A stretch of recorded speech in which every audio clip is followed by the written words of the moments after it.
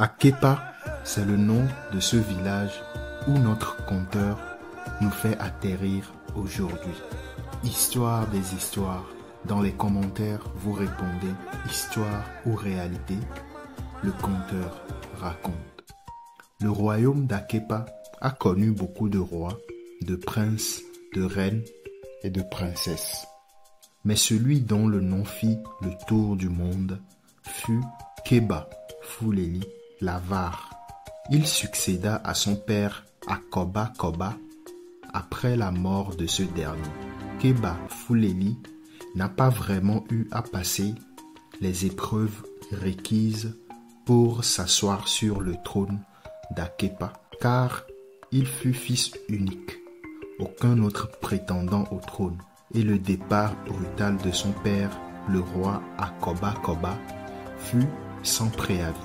Mais détrompez-vous, malgré son sale caractère d'avarisme, Keba, le nouveau roi d'Akepa, est le meilleur guerrier du royaume, le meilleur dresseur de léopards jusqu'à ce jour, très stratège et ambitieux. Les premiers mois de son règne furent paisibles, jusqu'à ce jour où une sécheresse sans précédent s'abattit sur le royaume et tous les royaumes environnants. Le roi Keba décida, malgré le refus de plusieurs de ses notables, l'augmentation des impôts sur les récoltes et le bétail des gens du royaume. Une des choses qui définit bien Keba, c'est son impartialité, disait-on. Ce roi pouvait prendre facilement des décisions qui auraient fait réfléchir d'autres pendant des jours et des nuits. C'est ainsi que le quotidien des gens d'Akepa devenu plus rude que d'habitude. C'est pendant le 7e mois de cette sécheresse qu'un drôle d'étranger fit son entrée à Akepa. Tout de suite, on pouvait deviner qu'il n'était pas du royaume.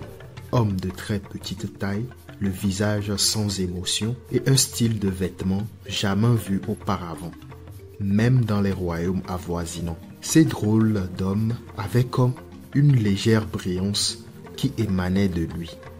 Vêtu d'une blouse avec des motifs fleuris, jamais vus auparavant, à son cou pendaient plein de joyaux, des perles, des colliers en or, en argent, le tout surplanté par un collier très étrange, représentant une tête d'un homme avec un grand sourire qui lui touchait jusqu'aux oreilles. Il avait une main dans l'autre manche, et vice-versa.